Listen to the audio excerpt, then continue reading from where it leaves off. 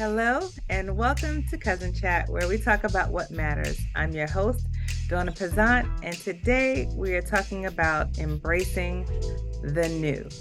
Embracing the new. And joining me for this chat today is my cousin, Kenyana. Kenyana, say hello to the people. Hello, people. It's been a long time, and I'm so glad that you're back with me today. For those of you who have been watching Cousin Chat from the beginning, you may have seen, well, no, I know you have seen Kenyana on here with me before. And she's one of the main reasons I have a podcast in the first place, because it was her suggestion to start one. So thank you again for that, cousin. And 3 years later, I'm still going strong. But one of the reasons I wanted to talk about embracing the new today is because I just find that there are so many people who are stuck in the past. It's like they won't let themselves enjoy what's happening right now.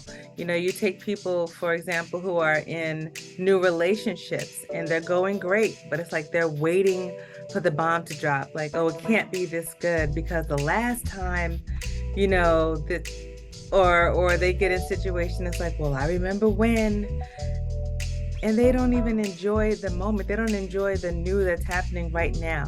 Why do you think so many people are stuck in the past?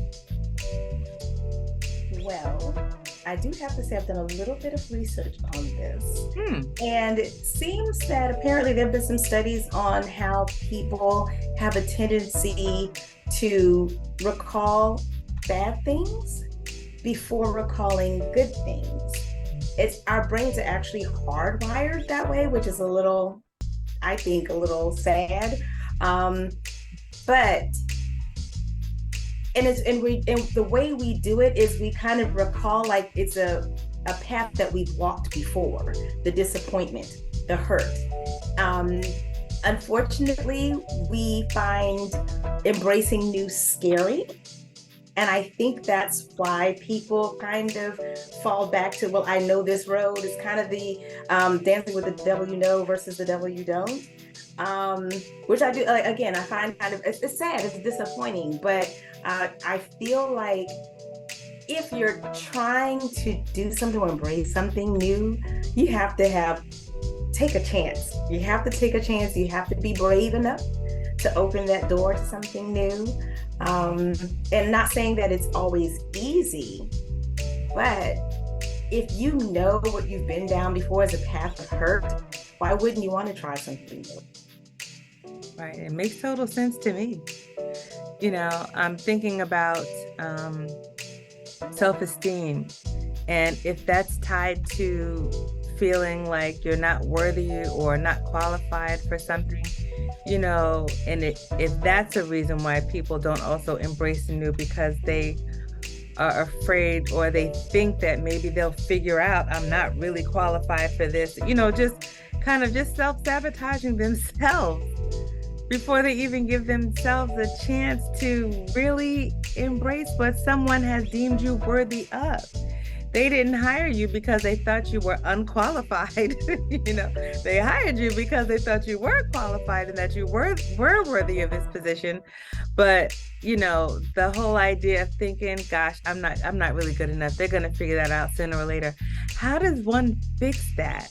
You know, if that is tied to self-esteem seems like, you know, that's a different kind of animal to try to build up if it's been broken down. So how does one kind of maneuver that whole thing? Like, how do you fix that? So actually, I was a part of a group who read a book about imposter syndrome, because that's actually what it's called. Right.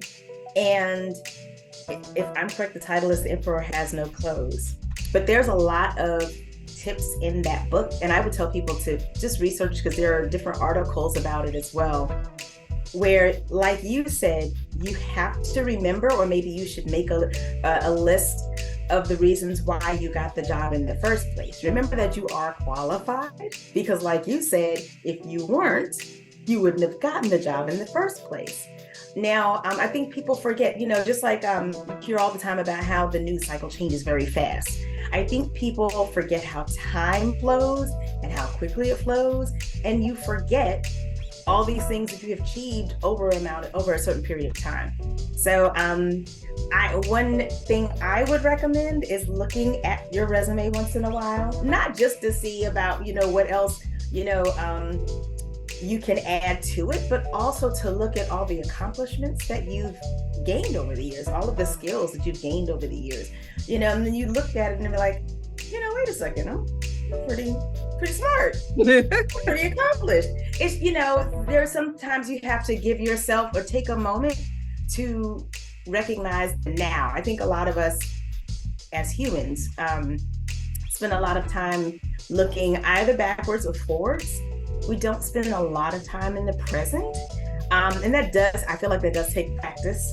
And I have to tell you that I try to practice that a lot, just being present, because you should learn to enjoy every moment. And your accomplishments is a part of that. Acknowledging your accomplishments is a part of that. That's so true about being in the present. I'll just digress for a moment. I went to a concert recently and I just noticed how all these phones were up, like recording the concert instead of just being in the moment and enjoying the concert. And at that point, I put my phone away and I just decided to just enjoy the concert, to just be in the moment. I could find clips on YouTube, trust me, and it was New Edition. So, right. I was able to find clips later on, but I said, you know what, Donna, put the phone down. And I'm so busy recording, I'm missing the moment. So I can see how people get caught up in that. And you do have to tell yourself to just be in the moment. But, that's another chat, another day. But it is necessary, though, to be in the moment. So now I want to ask you a question, as a parent, do you ever feel like you have to act like you have it all together, like even when you don't? And I'm thinking about that because we're talking about embracing the new, things that are new, and you want to go with the flow. And, that's what we want to also tell our young people that you should do. But do you ever feel like while you are doing that, you're kind of putting on the face that you're doing it? And if so, have you ever done that? Or is that something that you find yourself doing sometimes as a parent? Like just putting on that face, like, I got it all together. So there are times when I feel like I have to be brave so that they are not afraid of something. And I think you have to kind of gauge, or you said read the room, try to look at the experience or what's happening before you make that, take that action. I say that because there are times when I have had to say to myself, it's okay for them to see me vulnerable right now, because I don't want them to grow up thinking that, oh, mommy's perfect when I'm just a person like them. I think because there can be a letdown as a child when you become an adult, and you look at your parents and you're like, they're not the god or goddess I was acting like when they were kids. They're just people. And you start to understand. And I mean, some people get very disappointed by that. It was humbling, yes, but it was also, to be very realistic. I feel like over the years, I've become less of an optimist and more of a realist. And I'm embracing that as a child of an adult parent and being a parent at the same time. But I think the situation calls for, like, if there's something that I'm afraid of, I don't necessarily want them to see that all the time. But then there are times when maybe I'm sad or I'm emotional or I'm feeling sick or something, and they need to see, well, you know what?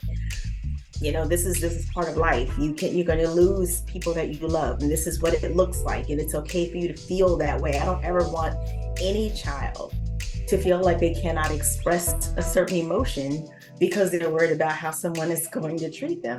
Because in my opinion, I've never been the kind of person that really relied on what people thought of me. Even growing up, I just didn't care. but I do. I feel like there's certain ones, there's certain people you do care about how they feel about you. But overall, I feel like you should not. You should just be who you are. They can either take it or leave it. You know, if you are feeling sad about a situation, you deserve to be sad. You deserve to feel whatever you feel at that moment. You know, you deserve to be angry. You know, if you see a mass shooting, for example, or sad or scared, or you can be all of those things. So yeah, I think as a parent, I feel like it's important for them to see everything, you know, and I will tell them later on, if you know what, mommy was really scared when you were scared too, but I knew you could do it, or I knew I could do it, or we were there together. Yeah, we try to have those conversations.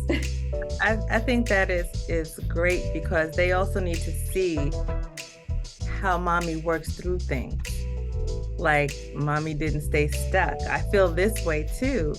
That means, okay, if mommy got through it, then maybe I can get through it, you know? So allowing them to see that it's natural to feel certain ways about certain things, but it doesn't last forever.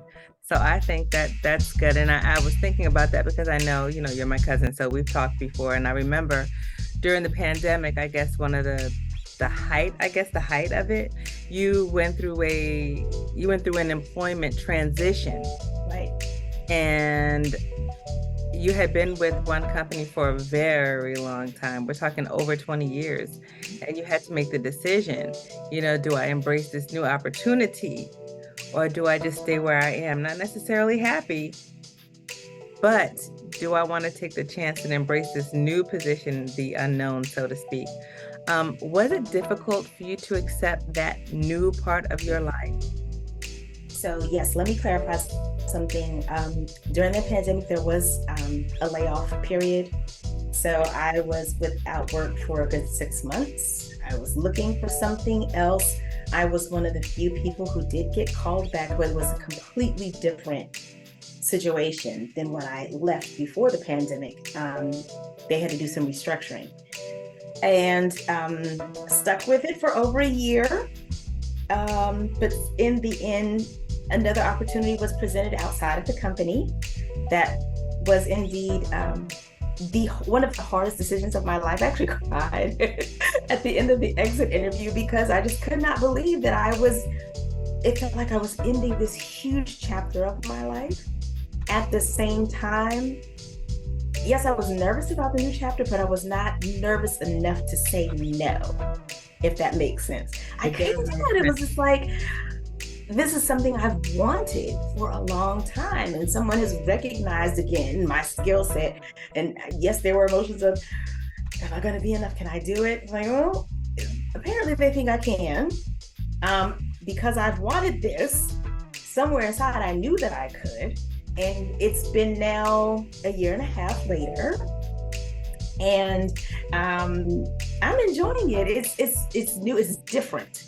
It's completely different from what I was used to. However, I'm learning so much. My role it's different perspective from before. I'm learning a whole lot of this new industry that I'm in. Not just that, I'm looking at all the things that I can do in the role that I have. It's been interesting. It's been a good challenge. I had someone where I read recently that said that a challenge can either be a stressor or a strengthening thing. I can say, thank God, this has been more of a strengthening thing. I'm learning new things, and the things that I know I'm getting stronger in, it is not a stressor. So I'm very happy about that. I am happy about the change that I'm in. So yes. Mm-hmm. I do think it's important to embrace, you know, what comes new, even if you don't want to leave something behind, but it's time. You know, we always talk about seasons, and, you know, when we've even done a chat titled, "You Have to Know When It's Time to Go." Mm-hmm. And it's so funny, Kenyon, I have to reminisce for a moment. When we did that chat, we were with our cousin Dayborn, and I said in that chat, even when it comes to churches, and I said, but look, don't get any ideas. I love my church and I'm not going anywhere. 2 years later, who knew God would have me in another church? Mm-hmm. Like, that was definitely God driven, because I was really of the mindset, I will never leave this church. And so only he could have gotten me out of, my church home that I'd had for like 35 years. There's no way I was leaving. And so that's how when I started visiting this other church, it happened just because I was helping a choir sing. Like there's a choir that sings periodically and I would sing with them. But I found myself visiting even when I didn't have to sing with them. And I was like, okay, God, what are you doing? Like, what is happening here?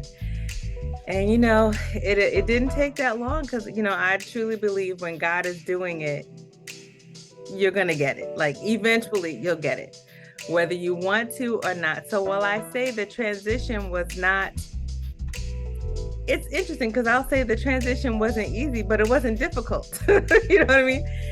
It wasn't difficult because I was where I was supposed to be.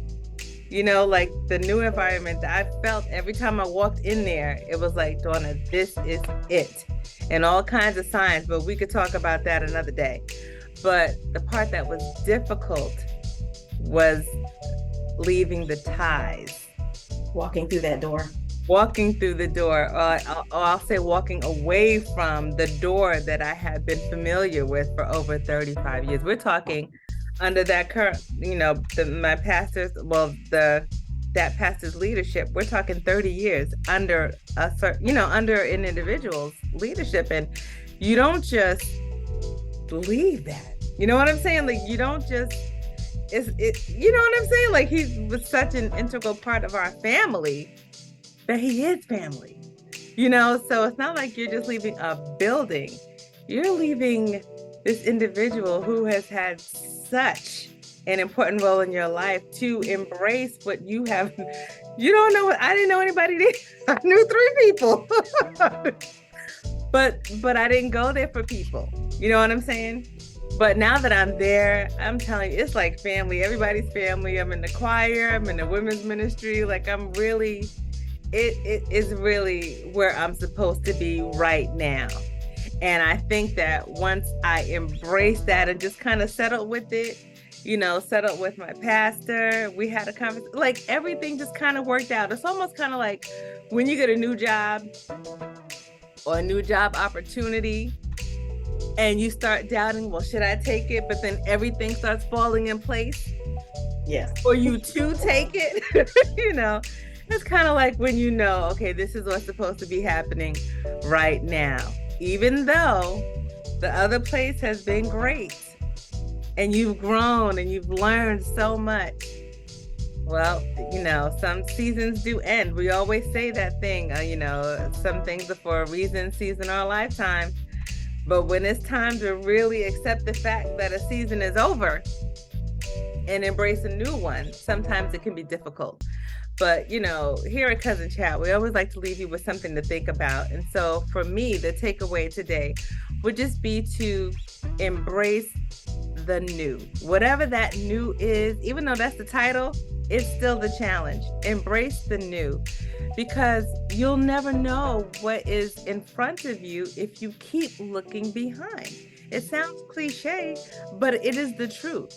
You will never know what opportunities or what new people you might meet or what new things, are in store for you if you are constantly thinking about the past and living in the past. And I remember when, and they didn't do it like that. Look, you have to move on. You have to embrace the new and just give yourself a chance to grow. Kenyana, do you have anything to add to the takeaway? No, I just would tell you that our bodies are designed to move forward. Our legs, our feet, everything faces in one direction. There takes so much more effort to turn around or to keep turning around. So if you remember that you're designed to move forward, then move forward. That's it. That's the perfect way to end this chat today. Kenyana, thank you again for joining me. And if you want to follow Cousin Chat, and I hope you do, everyone, I'm on Facebook, Instagram, and Twitter. I also have a YouTube channel where you can see some of the videos I've already recorded with some marvelous people. If you go to my website, that's cousinchat.com. That's CUZNCHAT.com. You'll see some more fabulous videos with some fabulous people that I've already interviewed. And plus, you'll get to know me and get a little bit more of the backstory of how Cousin Chat got its start. So, until we come back to our next Cousin Chat, think about all of that. Be blessed, everybody. Bye-bye.